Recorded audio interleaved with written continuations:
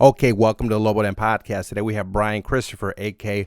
Lil Thurstee. That's his rapper pseudonym. I think I said that right. We recorded at one of the few comedy shows I've done during quarantine at the Ashbury Coffee House in Willow Springs. It's one of the longest running shows in the Chicago suburbs scene. They start with stand-up, they go into improv, and I actually enjoy it. You know what I mean? A lot of stand-ups attack improv, including myself, but it's a fun show. Anyways, we talk about some predators that used to be in the scene, sexual predators, relationships, my garbage love live, OnlyFans, other stuff. Check it out. So check out his IG. It's Lil Thurstee, LilThurstee. There's like a money sign. I don't know.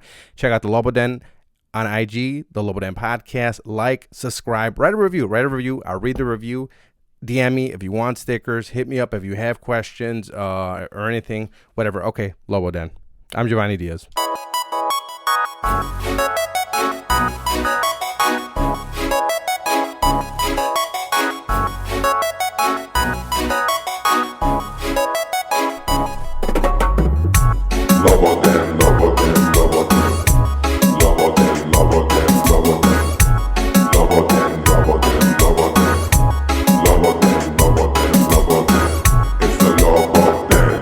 Okay, welcome to the Lobo Den podcast. I think I'm recording video. I don't know. Today, I'm with Bryan Christopher. What's up, Bryan? Hey, what's going on? How we doing? We're doing good.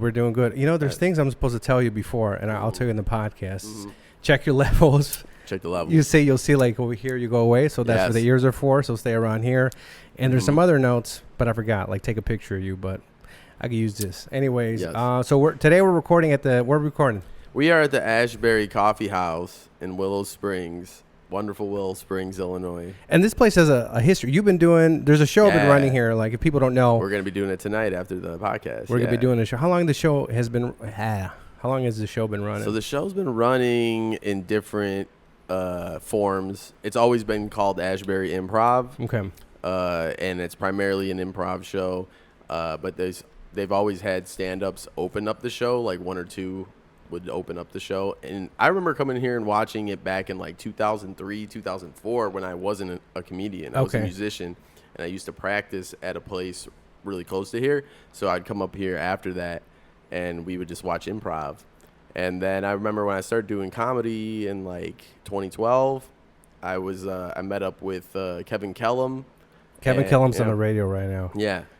Where he works used to be Q101, and then it changed on him, right? Yeah. If people don't know, Q101 was alternative rock, and then they had Man Call for a while, and they changed it what? They changed it to they were like top 40. It was like easy listening or something. Oh. Like it was like, remember the movie Yanni or something? Yeah, like it was almost like that movie Airheads, where like the station just suddenly like was like, we're gonna become easy listening, and we're like what? Like what? This has been like the staple alternative rock station of Chicago forever, and so then they moved to 87.7 as Q87.7 or something like that, and then he was working for them then. And I remember, but anyway, I met him at Riddle's Comedy Club. Him and Frank Nielsen, who used to run the show here.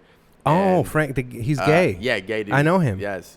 Yeah, you know Frankie. Yeah, I know Frank. I did one of my first shows I ever did, like, was a Marco's Laura show out in, oh, wait, I got to look at my levels. Fucking idiot. Sorry. I didn't mean to curse. But one of my first shows I ever did was at this smokehouse at Rockford or something like that, right? Yes. Or no, Loves Park. It was me, Frank Nielsen, Kevin Wood.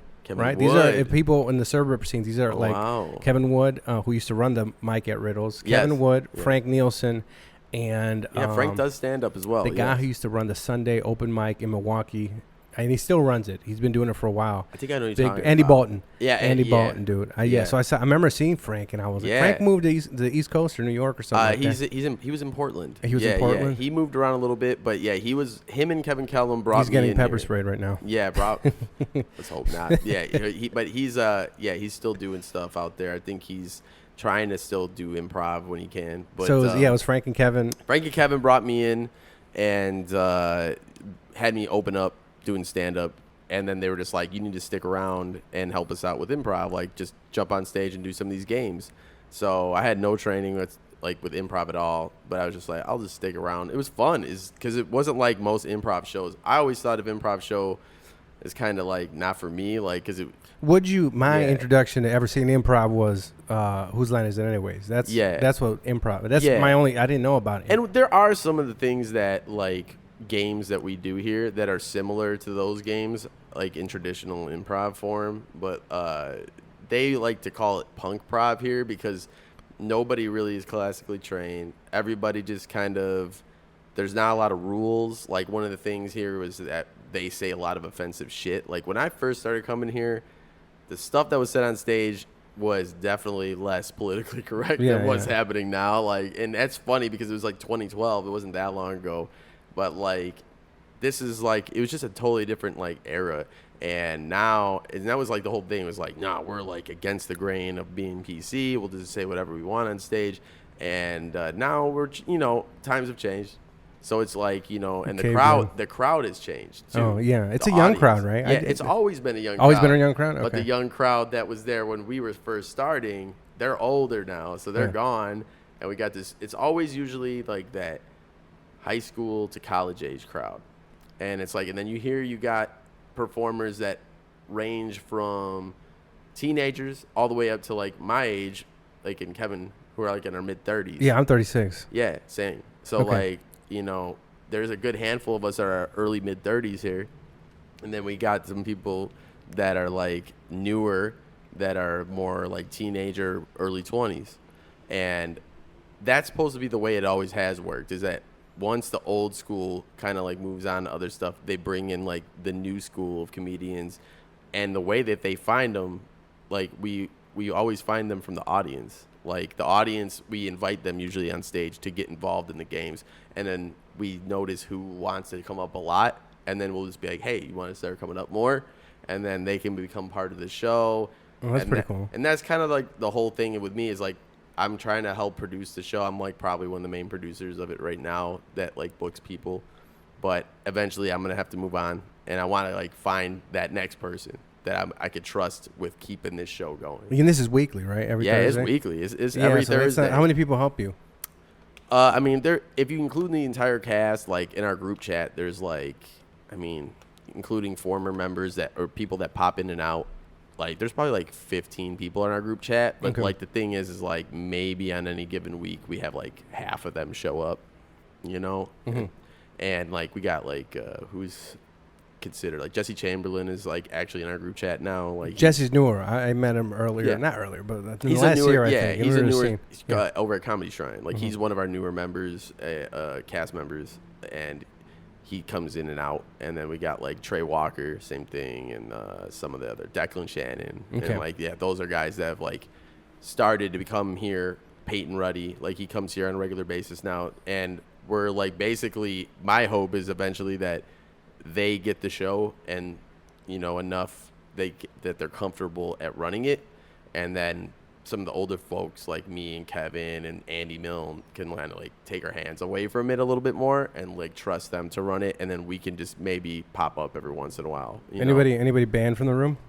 Banned. Anybody get themselves banned? Oh yeah. Yeah. Oh yeah. You don't have to say their name, but no. There's definitely So some people that are listening to this podcast right now will know who I'm talking about. So I don't even necessarily need a name drop. But basically, when I was living in Los Angeles for a few years. Then I moved back. I was out there from like 2014 to 2017, and then when I moved back, there was a guy. Back. I hate LA. I'm originally from there, but it's gone down the drain. It's definitely we'll talk about that. So basically, I moved back, and there was a guy that was a comedian, stand-up comic. Oh, I know who this is. Kind of running this room, and he took over because Frank and Kevin were busy with other stuff, so they weren't able to be here all the time. So this guy kind of took over the room by default, and he was just kind of turning it more into a stand-up show where he could trade spots with people so that he can get on stuff in the city. And so then he basically got outed like 2 months after I moved back, a couple months after I moved back. He got outed online for being like massage tables, right? Yeah. He would show up to mics and places with massage tables, and or try to say that he like show up at a girl. Basically, he was trying to coerce women into messing around with him, I guess, by putting this false "I'm a massage therapist" thing together. And like, there was just multiple accounts of that happening, and then also of him just kind of being abusive to women. Like he was abusive to a good friend of mine who's a comedian, and so it was just like a lot of stuff came out about it. And yeah, when I would see him at Mike's in the city, because I'd go to the city a lot. Yeah, he always had whatever the new girl in the scene was. She was with her, right? So the young one, like, wide-eyed, what's going on here? Here, I'll teach you about the scene. Let me teach you about the scene, and then try to get at. Yeah, exactly. And nobody's infallible. Like, you know, I've tried to make it a point over the years. I spent a hooker's mouth once, right, for an extra $20. Yeah, exactly. Mm-hmm. Sometimes you just do things in the moment because you're just feeling them, and it's like, but not like that, like. You paid for it. Yeah, it's different. Yeah. She knew what she was doing. Yeah. But like she's like, do it. Go ahead. I was like, all right. Let's make it happen. You know, I want a new experience in my life. Mm-hmm. You know, did you eat Taco Bell earlier? Or no, no. But for real, he had to go. We were already thinking about getting him out of here as someone running the show anyway, because he was the audience was gone, like to the point that like. There would be like maybe 10 people in here, and we're used to packing this room out. So I was like, man, what did this dude do? What non-comedians who might be listening know, people do this, right? They'll start doing shows, and they'll trade spots with certain people that are producing other shows, and you're not necessarily at that point booking the best people, but you're booking people because they're going to book you on your thing, and it's now the show itself, and they're like, and you start losing the audience. You know what I mean? You gotta think. He of the was show also first. hosting it every week and doing the same stand-up bits like over and over. Like, and then I found out he jacked one of his like the bits that actually worked for him.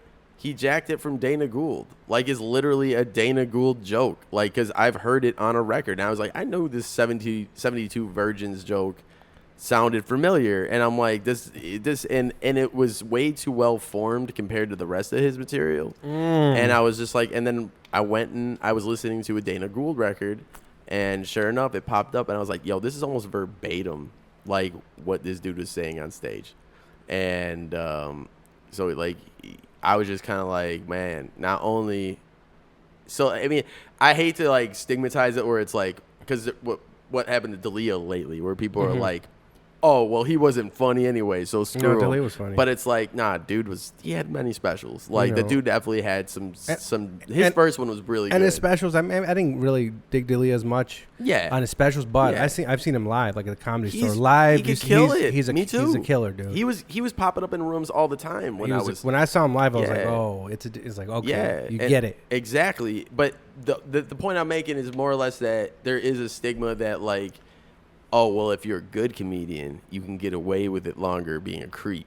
And it's like, and it does suck that is a thing, because it's true. There's definitely comics that, and it's true in a lot of industries too. There's comics, just like coworkers will defend somebody at an office that they like more if something weird comes out about them, because they're always been nice to me, or they've always been. Or if you're attractive or dressed well. I mean, so they don't. He dresses well according to other. Have you seen it? I found him on Instagram the other day. He's over there stalking, dude. This dude literally became like a male fashionista, and but it looks more like he just been shopping at the clearance rack at like freaking Urban Outfitters or something. Like, well, I'm impressed by it more, but somebody like I don't know how to match. I don't wear, like, if you notice, I wear black. No, he's got good style. Yeah, I don't know about style. Nah, like low key, like I get what he's trying to do, but I hope that he's not being a creep anymore. Yeah. You know, and you know, I don't know exactly the details on everything that happened. All I knew is that he also didn't really deny what happened when we confronted him about it. And he deleted himself all off social media at first. And it was just like, all right, well, he's out of the show. And he was like out of the show, out of the scene, right? But then like, didn't he show up to somebody's wedding in the scene like afterwards nonchalantly? He tried to show up at I think it was Jeremy Daniels. Okay, Jeremy Daniels wedding. Yeah, or something, or somebody. I forget who it was. But he showed up, and they were like, "What the hell, really?" Like, and it was like, "What are you doing here, bro?" It's like, but nah, dude. Yeah, it was definitely interesting, because like I felt weird because like I was cool with him. Like, I wasn't like tight with him, but like we did the show here together. I'd like hung out with him at mics and stuff, and I've noticed he was like awkward with women, like of how he would approach them. But that's where I thought it ended. I thought it was just because how would I know? Like, he's just bad at hitting on women, like, or he's very awkwardly forward, and so it's just like some people are just that way, and you know, but it doesn't mean that they're completely creeps. But then once I heard this, I was just like, all right, yeah, you know. I mean, yeah, Massage that's enough. tables. And you took over the show when you got back from LA? Yeah, so basically then Frank and Kevin and some of those guys came back for a little bit to help out with the show. But I kind of like me and this dude Keith Hernandez, who with the X, right? Yes, Okay. yes, you know who we were talking about. Yeah. So like, yeah, shout out Keith. He's been MIA from the show during quarantine, but he and I pretty much took over the reins as like I think he hosted the night. He more like leads the improv portion a little bit more because he's probably the oldest school dude that we have a part of the show. He like has been doing it since like on and off since 2005. Like so he's been a part of the show a long time, and now he teaches improv at the Comedy Shrine. So, and the thing is like we just kind of took that over. I was kind of the connect for all the stand-ups for booking people, and it just became that. And now here we are, kind of back to where we were, except now we're doing it on the patio. How long have you guys been doing it on the patio? Last month? Since the middle of May. Yeah, I want to say like second week of May. We started, like basically when they allowed patios to be opened and stuff like that. And then they were like, well, we should try to do some sort of show. And so we brought back that, and then the open mic on Wednesdays we do on the patio. It's been really nice. Good turnouts. It's a nice open, wide patio, so if anybody wants to come out, come out. Then you, how long you said earlier you were in LA, which I despise. I know. I mean, look, I grew up in Los Angeles. So I used to like. I didn't grow. Well, I was born there, and I used to go back and spend the summers there. And I used to love the place, but I hate it. I go to visit family, and that's it, dude. I'm staying away from. Makes sense. That shit. I heard San Diego is nice, but that's about it. I've been down there to do comedy a couple times in San Diego, and I went to Comic-Con one time when I was living out there. How long were you out in LA? Where in LA did you live? I was out there. I originally moved out there in like 2013, and I was out there for like 9 months, and then I got offered a position to come back here and work as like production on one of the TV shows, Chicago PD. I was like a stand-in on the show. And so that lasted a whole season. So I was just like, well, this is consistent work. I got to take it. So I went back here. And then, like, in 2015, I decided to move back. Like, and then I was just there until, like, 2017, basically. And so, like, 2 more years. What'd you hate about LA the most? The garbage, the graffiti, the homeless people. I would just say the weird people? sense of desperation that's on everybody. Like, because where'd you live in LA? Do you remember? Many different places. Okay. Like when I first was out there, it was just Hollywood proper, like Echo Park for a minute. And then regular Hollywood right off Sunset by the Guitar Center. Yeah. And then I got stranded there. Then North Hollywood. North Hollywood shooting. Anybody remember the guys with the with the fully automatic rifles? And that's the OG shooting. People don't remember. You remember that one? It was very similar. Have you seen the movie Heat? Right. It was like almost like a real life version of Heat. They had fully automatic weapons. Oh, I do remember that. They had armor. You know what I mean? I remember that in the news, man. What year was that? And I think they were meth. I don't remember. I'm horrible. Yeah. I don't know about you, but I'm horrible with time. Like I know I was young when that happened though. I was definitely not when I was out there. Yeah. Like, I didn't move out there until. That was the one thing I thought is that, like, man, if I would have moved out to L.A., if I would have found out sooner I wanted to be an actor and a comedian and moved out there when I was, like, 21 or, like, 18 even, I think I would have adjusted better to it. I was 29 years old when I moved out there. I was, like, kind of set in my ways of being a Midwestern Chicago guy. So, so when you go out there and then you're seeing, like, just the different personalities, because it's a melting pot of everybody. It's not just people from California. It's everybody. LA has a lot of implants and people from Chicago, from California try to make it. So there's a lot of people especially in Hollywood. Man. Yeah, like I remember I was at a strip club there, because I would go. I'd go visit my family. Then I'd drive to the Comedy Store, sit there till like 9 till 2 p.m. till Don Barris came out. And then what you come here to pay at the Chicago Theater, you see like the people that come. You see 5 of them in a row, headliners at the Comedy Store working out their 15 minutes or doing something, which was cool. So I'm there. So I had my little vacation. I remember I was at the strip club having cigarettes, and everybody there was like, oh, I'm doing this. The stripper was doing this. The guy, security guard, somebody smoking with us was doing this, and it was just, I don't know. It's kind of almost a girl's feeling like, oh, like everybody's in the industry or trying to do something. That's it has exactly, a script, and that's what I hate the most is that there is, even though I get it, that's why we're there to shop ourselves and become a brand, you know, whether you're being an actor, musician, whatever, like this is where you're supposed to be to make it. So it makes sense that you would want to talk to people about your projects and what you have going on. But when it feels like after a while, you can't develop like a real friendship with anybody because they're only based off of, well, whose show can I put you on? What podcast can I put you on? This, that, or the other thing can we work on together? And it's like, okay, can we go hang out? Like, there is none of that. And it's like, there's a few friends that I had out there that I knew from Chicago that I was a little tighter with. But, yeah, it just feels like... Did you fall in love when you were out there? With any women? No. Oh, just fell in love with... Oh, in L.A.? Fell in love with L.A.? Or? No, never. How can you know, dude? Maybe years ago. No, did I? No. Oh, I was with women when I was out there. I dated... I lived with a woman for a while that was a costume designer, and she was like a former child actress. Like, she was in the movie The Little Rascals when she was little. Like, she was one of the Little Rascals. Shout out Heather. She's cool. No, we lived together for a little bit, and that was it, though. I mean, I dated a little bit here and there, but, like, that was probably the closest thing to finding love out there I ever did, and we were together, like, 6 months, and that's one thing, too, I've noticed, is that people are more willing to shack up with each other out there quicker because it's convenient. It's convenient and it's expensive. Less expensive. Like, that was the whole reason, was just like, basically, I remember I was living out there in 2015 with one of my friends that's an actor, and we did not get along as roommates. Like, we're cool now, like, as friends, but, like, man, we just did not mesh as well. Why'd you get into roommates. it? You guys ever... He was a little bit younger than me and a little bit more rambunctious and hungry. And I'm like a comedian. I'm like, I want to sleep till noon. Like, leave me alone. Like, he'd be like waking. He's a little bit OCD about the apartment and stuff like that. Just like typical like roommate squabbles. But basically, I spent less time there, and I was always at her place. And she had her own 1-bedroom. So I'm like, she's just like, yo, you don't like living with him anyway, and you're here all the time. Why don't you just move in with me? And it's a lot cheaper, and it's closer to the Comedy Store. It was like right over Laurel Canyon, like in Studio City. So like I would just hop right on Laurel Canyon, go over it, and boom, I'm at the Comedy Store.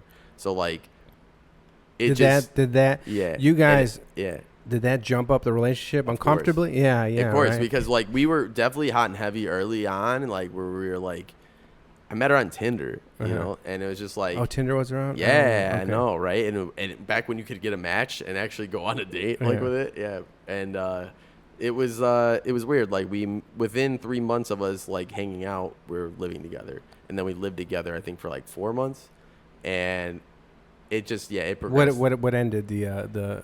It progressed too quick, basically, and we started like noticing things about each other that we didn't like. What did you notice? More or less. I mean, I'm not trying to like. Or what she noticed? You can call yourself out. I could call myself out. Well, my whole thing was I was probably if I had to guess why, if things that she didn't like about me, although I was the one that ended it, she would probably say that I was like cold and like kind of like distant on a lot of stuff, and I don't know, like because like I was not as invested I think in the relationship as she was, and I think it was because I felt this unnecessary pressure to advance the relationship because we were living together. Maybe you pulled away and be like, you know what, man, like I can't like. I'd never lived with a woman up until that point, so I was just like, happened to me. Yeah, I was just like, it was so new and fresh. I was like, wow, you really start to realize really quickly like how much you enjoy your solitude and like alone time when you're forced to be with that significant other all the time, and I had never had that before, and it was like 3 months in a relationship. Dude, I did that to myself. I mean, I've told it before on the podcast, but basically I was with my ex. She got in a fight with her mom, and I was like, hey, why don't you just move in with my mom, right? Me and my mom. But the reason I asked her to move in is because I was in my fucking dumb 20-whatever-year-old head. I was like, man, if she moves in, for sure I'll get laid tonight, right? Yeah. And that's it. That's all that was going through my You're just thinking about what's happened now. One fucking night, right? Yeah. And I remember when I was sitting there, we had sex that night, but then after I came, I was just sitting there like, oh my God, like what the What fuck did I I do? live? Yeah, That and we lived moment of together for like clarity. 6 months. We bought a Yeah. Dell together. There was, I think, a dog involved at one point that got stolen because people thought it looked like a Rottweiler. I still get those moments of clarity, like where like you do something and then I always why do we feel as like humans like after we nut that weird like Why'd I do this? I fucked up something I fucked up something.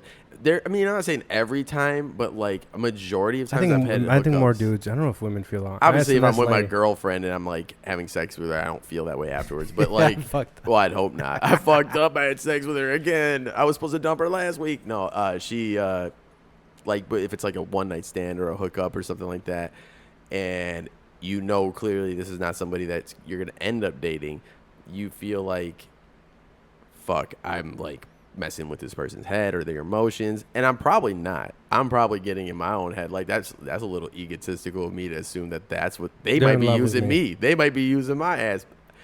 I dealt with those narcissistic, especially in my 20s, like thinking that like, yeah, I was the center of like whoever I was with's world.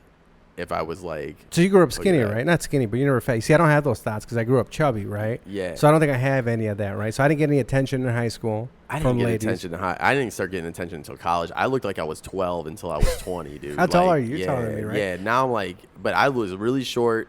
I didn't hit my growth spurt until like senior year of high school.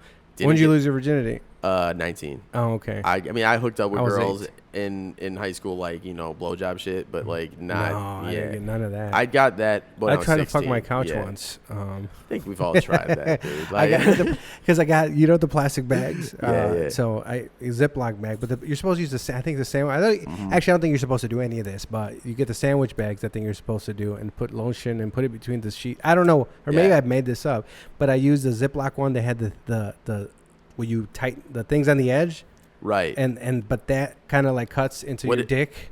That could be bad. Man. So a sandwich bag, the ones. I don't think I ever got that intense with it. Like, so wait, what were you using as a lube? Lotion. Lotion? Yeah, and I was trying, and then it was kind of scratchy. You gotta and be cutting. careful what lotion you use because it could have the fragrances that make your dick burn or something. I remember that one time I did use a lotion jerking off that like it.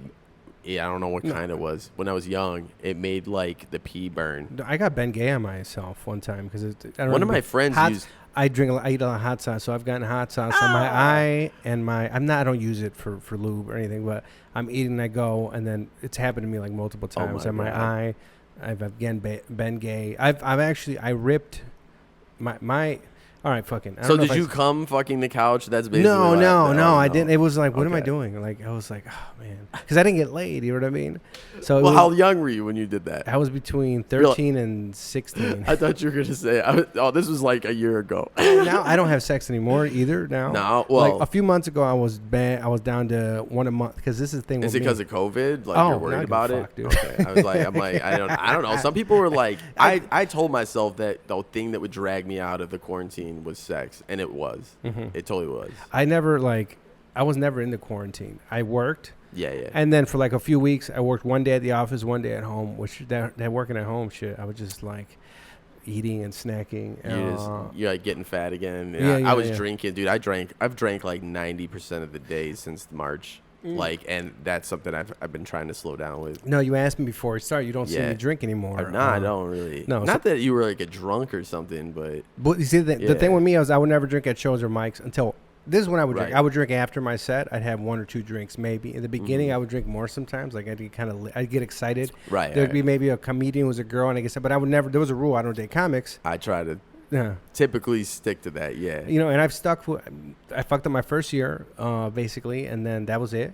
And then I stuck to it. But sometimes I drink and I start thinking it, but I would drink more, or maybe there'd be somebody at the bar, but then that all went away. Now it's like now I'm not drinking at all. Actually, now up until like maybe a month or two ago, I was like, all right, or I don't want to date myself because I'm trying to get back my ex. So if she listens whenever this comes out, hopefully by the time this comes out, it all works out and she doesn't hear ex drama, man. So much of that going around lately. Yeah, dude, because of quarantine. Do you have a girlfriend right now?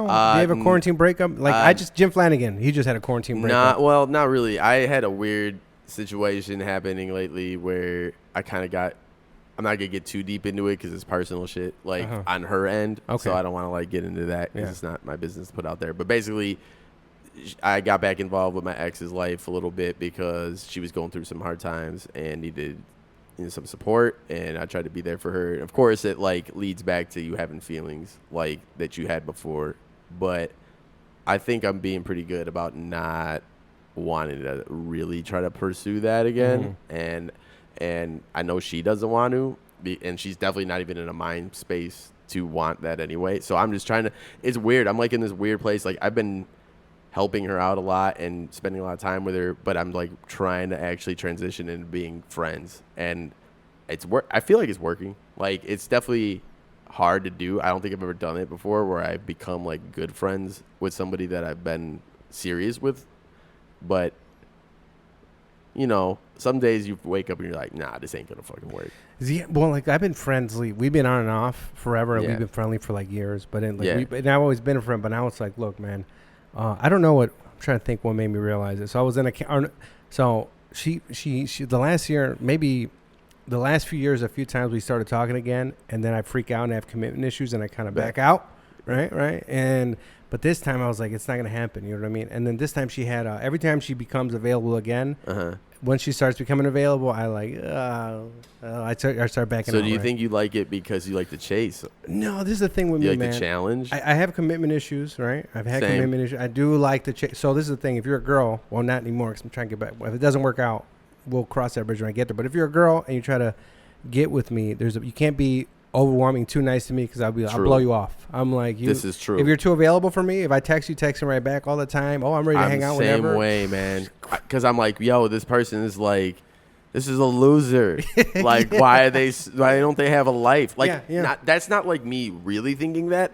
I think that's what my subconscious thinks. And it's like, because I've wondered that. Why do I seek out women? Like, I like my ex because my ex, I think she does have that in her where she'll just be like, I don't know if I want to hang out with you today. And it makes you like want to hang out with them more because now you're like, what can I do? What can I do to get this person to hang out with me? Or then you obsess over, well, why wouldn't she want to hang out with me? Yeah, and then you sit there and it's like, but then that person and you're like, maybe I'm just like narcissistic. And like, is that just a narcissism thing where it's like the ego thing where it's like, I gotta get this chick to hang out with me. She just doesn't know it yet, but I'm the one for her. And it's like, that's like you wonder in your head, like, is that the reason that like you chase after certain women? It's not because they're of their real personality. It's just because of their availability. I think it's a little bit of both because it's like with me, like I said, it's like a balance with a girl with me. Like you gotta, you can't be too,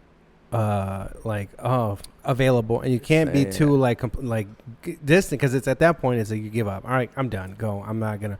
So it's like I always say, like if you're gonna come at me, it has to be a balance, right? Because if you're too, it's like I'm not. If I see you and we're met and you respond right away, all of a sudden it's like what? Like I don't need to respond to you because I know you're gonna be there. Yeah, there's adversity. And I try to tell my friend, look, my friends my friend who's better with women or been whatever. He's like, because I have an issue with, like myself when I'm too available and too thirsty with a chick. Thirsty, that's what they call me. The thirst mode, little thirsty. A little thirsty. Yeah, a little thirsty. Yeah, that's the thing. It's I also been like talking. I've had a couple of like women in my life over the past few years. That, did you say white women? Women. Oh, well, they happen to be white, but well, no, one wasn't white, but like. I guess they were white. Just I've had a couple of women in my life over the past few years that have bounced in and out, and like, you know, one of which I've started talking to again as well, and we've been trying to make plans to hang out. She's like one of those people that like either she's with somebody or I'm with somebody. Okay. Like we've never been able to like figure out a time. Like we like each other a lot, but she's really busy. And I'm really busy. It's always like bad timing. Is the timing better now? Because Ed Towns just got engaged, right? Yeah. But the girl he got engaged with, she was always with somebody, and then he was, but they weren't, and he was like, "But he jumped on, they got it. Now he's engaged." Yeah, I don't know if it's gonna get to that point that quick, but I do like this girl a lot, and I've liked her a long time, and I think we've definitely like, we could have made it happen if we wanted to, but. Also, I think, life and shit gets in the way sometimes. So sometimes you got to take that into account. But I don't know. You guys going to hang out?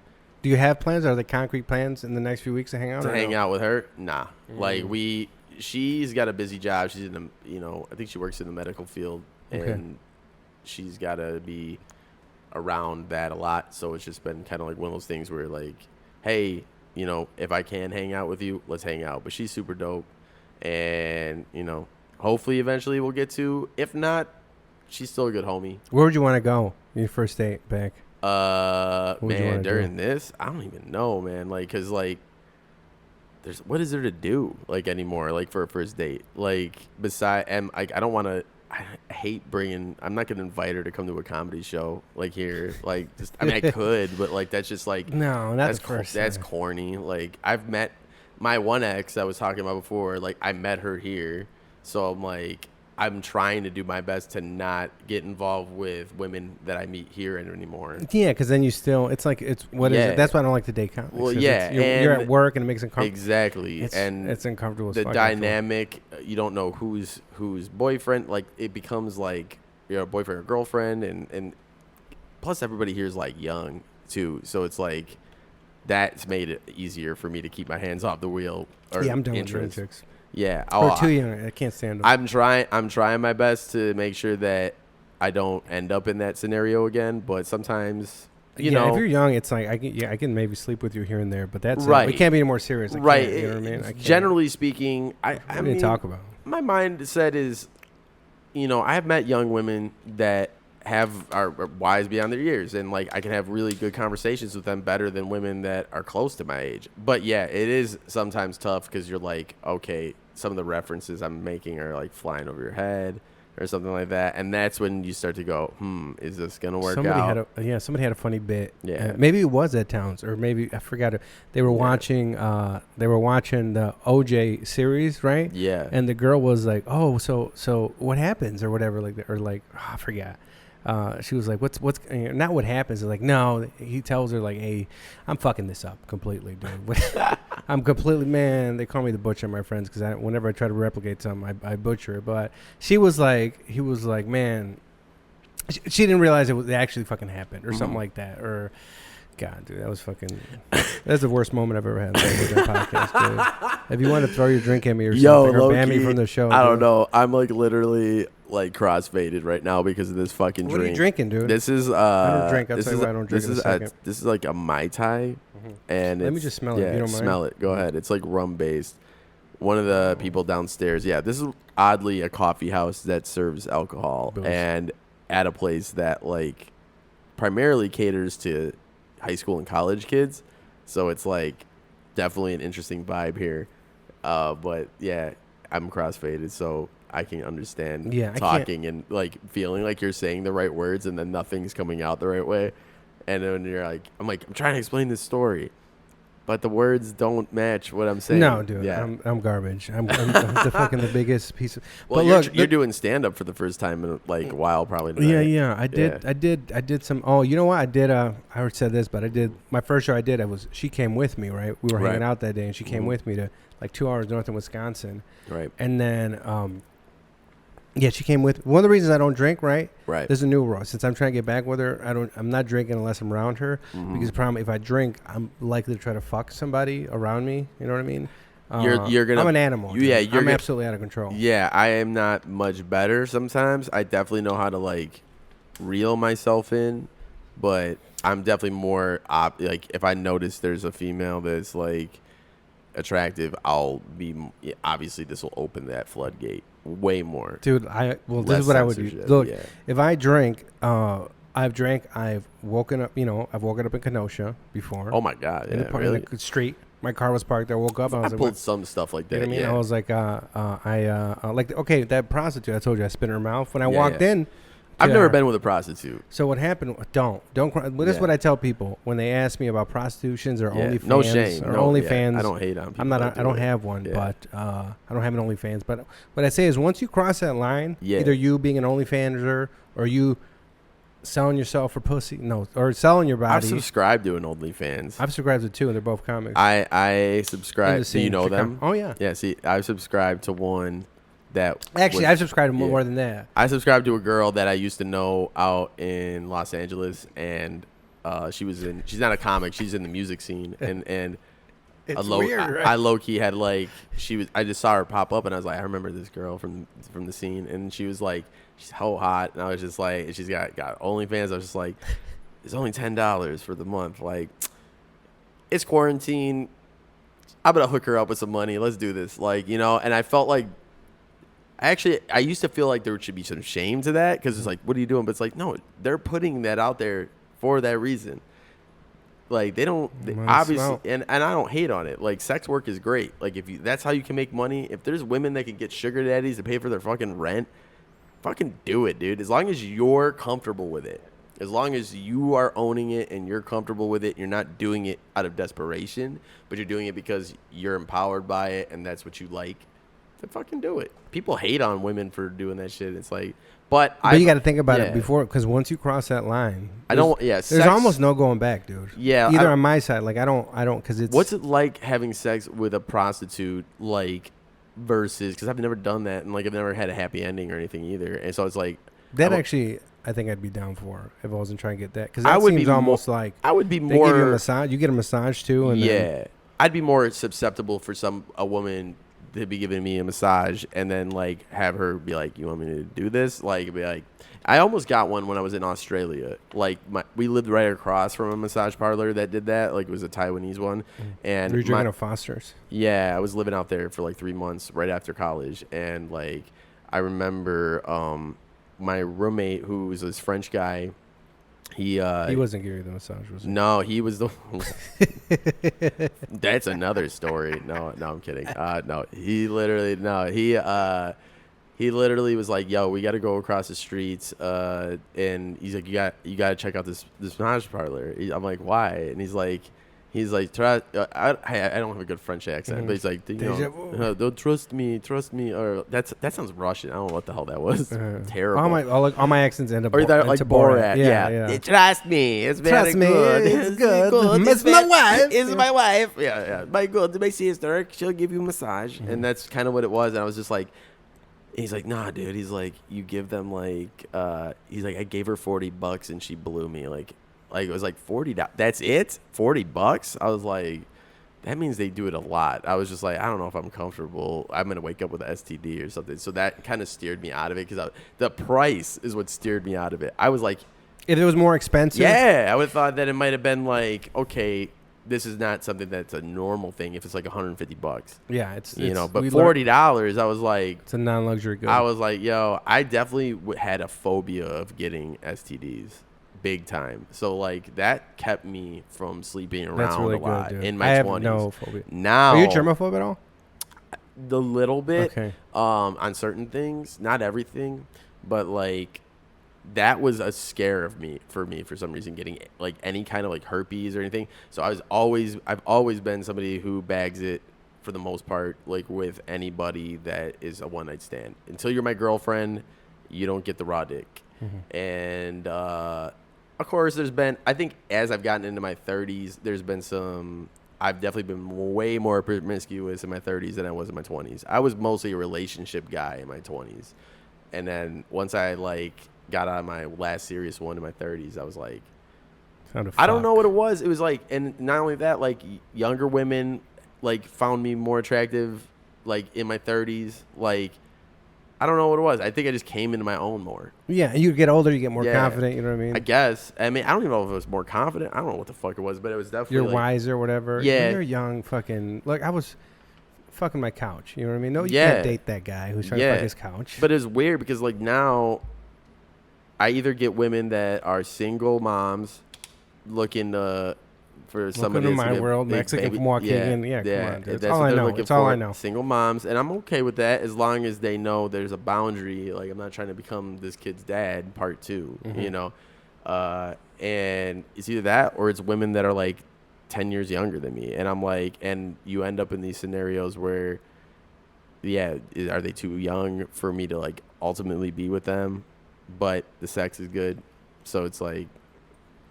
But most of the time, the women my age, they'll figure out that I'm a wacky motherfucker that has like this non-conventional lifestyle. Like I don't have regular income. What's a day in the life of Bryan Christopher? Right now, shit, man, waking up, fucking beating it and playing fucking Call of Duty and writing, doing a lot of music. Okay, yeah, you're a musician. Like you said earlier, I said Thirsty, Little Thirsty. That was one of your characters, right? You do that rap. was a character. It was a rap character that I came up with for Halloween as a joke back in 2018, and then like made a couple songs, and I was just like that were funny and just kind of like Little Dicky-ish a little bit. Yeah, you know? There's one I forgot which Fucking one. my I really grandma. like. There's some lyrics on it. I don't know. I'll link it to this. I forgot my friends because I sent it to my friends. My friend played it. I forgot which one. Like one of the big songs that was like called Nursing Homes, and it was like What's that it's a song about fucking grandmas, and it was like literally like the chorus was I'm fucking on your grandma, I'm fucking on your grandma. It was just that repeated over and just like SoundCloud rapper parody basically was what it was. But the problem is, what's the problem with that? The problem with the SoundCloud parodies is that now most of these rappers are talking about fucking. Well, they really are. Like that's what I'm saying. So it's like it's too. Well, 2020, close everything's like parodies become reality. Look at Tekashi 6ix9ine or like Lil Pump. They're already like goofballs. So it's like, how can I even be sillier than that? And that's like, I'm fucking your great grandma. Yeah. So now I just do rap. I've continued to do Lil Thurstee, but I've taken the character aspect of it really out, and I've just because I've made like probably 50 songs, like, and I'm putting out another mixtape tomorrow. So, and it's just more just me now, but I just kept the name Lil Thurstee because I was going to change the name to something else, but I was just like, most of the people. It's a good name. I like it. Most of the people, there's 2 E's. Yeah. Most of the $sign. Uh-huh. No, I think, I might change it eventually, but like right now, it's what people know my rap thing is. So I'm just like, I'll just leave it as that, and I don't really care. But yeah, like it's not funny anymore though. It's like sad, but it's like it's sad, and it's kind of like borderline corny because like people are like, does this guy think he really can rap now? Like this isn't real. Like is it?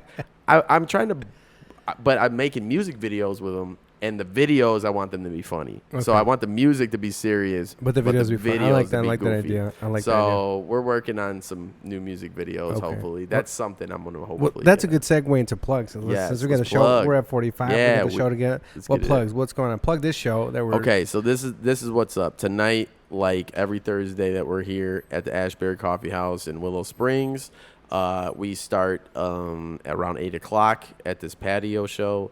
And usually we have stand-up at the beginning, and then we have improv games. If you want to perform with us on stage, you can come hit me up or just find me on Facebook, Bryan Christopher, Bryan with a Y, plug all that. And, and then so like that's every Thursday. On the Wednesdays here, they have an open mic. So if you're music, comedy, poetry, whatever, show up, same time, 8 o'clock. I host that as well. And other than that, like not really much.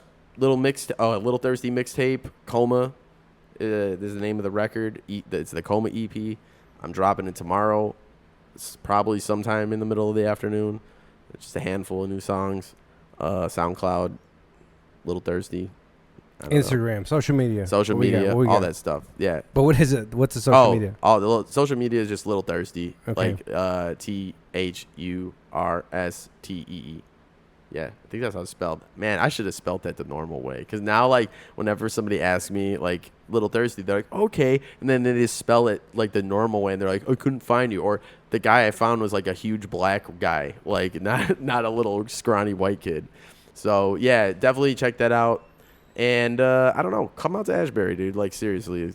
Hit me up. Come out here. What else is there to do? There's not, exactly. It's quarantine. There's not many comedy shows happening. This was one that is a little on the safer side because we're outside, and I'm gonna wear a rubber while I perform. Yeah, it's a good. Well, yeah. Oh well, you can. Nobody will know. I haven't seen anybody really wear a mask while they perform yet, except for Luis Aralvalo, who did it a couple weeks ago. He wore a mask. He wore a mask while he did stand up. And shout out Luis, humble Luis. He's fucking cool, dude. I like him, but it was kind of low key hilarious. I'm low key not rolling my eyes. Wow. Yeah. Whatever. It is. Have you had Luis on here yet? Yeah, he was one of the early ones. We did in front of the Starbucks at Schaumburg by the theater, the Sunday place or whatever, and I just kept hitting on women. I had meant to do this with you a while ago. We talked about this back at Cigars, but like time gets in the way, and then people hit you up. But I'm glad to see that you're doing this more often, man. Because it's built. Like, you've been doing this pretty consistently, man. Somebody might send me money. Somebody messaged me, is like, we're going to donate. I was like, whoa, what? They're going to donate. Eventually, you're going to have sponsors and shit. Yeah, and, like, what the fuck? you'll be doing those stupid fucking Ridge Wallet fucking I only do, ads. the good thing about having, like, I have a decent job, a decent income. I can say no to things that I don't believe in. Yeah, so you don't have to be like, yeah, I love this energy drink. It's fuck delicious. that. You know what I mean? So it's like, it has to be Lobo approved. It's like, I'm not fucking with it. That's a good thing about. See, exactly. You keep it for the people, man. You know You're not trying. Unless like XM comes along and is like, yo, here's a 6-figure check. Come sit down and like talk. I have to see, dude. I'm kind of a weirdo because I'm content with a certain place. I don't have to be whatever. Yeah. You know what I mean? So it's like, well, yeah, you want the control ultimately. Yeah, I want the control, and that's the most, the content, the control. That's more important to me than a lot of things. But who knows? You could be like the next Joe Rogan, dude. Maybe they'll offer you a big fucking check, and you can go sit in a office somewhere. And do I have this. to look at the. I gotta look. You're on the right path, man, because I think that these are some good topics that we covered today. Cool. What am I gonna plug?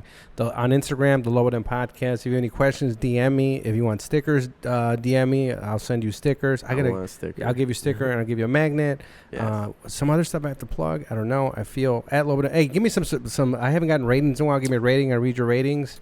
And this might not be the best one because it's me on here, but watch some of his other ones. Jim Flanagan's is probably Jim. Oh, that was a great. I like how we were like. love Jim. Good, he was like good cop, bad cop. With him. He's so cool, fucking funny. Because he's a straight. And him and Harry too. He's a straight guy. Harry's or whatever. It works well. Yeah, I love Jim. And then there was something else I had to plug. Oh yeah, if you want to donate. Go to the PayPal. And I forgot. And don't. This is the last thing. Don't. If you're a girl, DM me if it's podcast related. If it's not, don't DM me. Don't get my DM. I'm trying to get back with my ex. He's an animal. He's trying to get back with his ex. One woman at a time. You're trying to become a one-woman man. Yeah, with her only. Afterwards, I might just die of home. Dude, I feel you, man. That's a mood. All right, dude. Love it, then. Yep. Thank you. Love them, love them, love them. Love them, love them, love them. Love them, love them, love them. Love them, love them, love them. It's the love of them. Love them. Love them. Love them. It's the love of them. Love them. Love them. Love them. It's the love of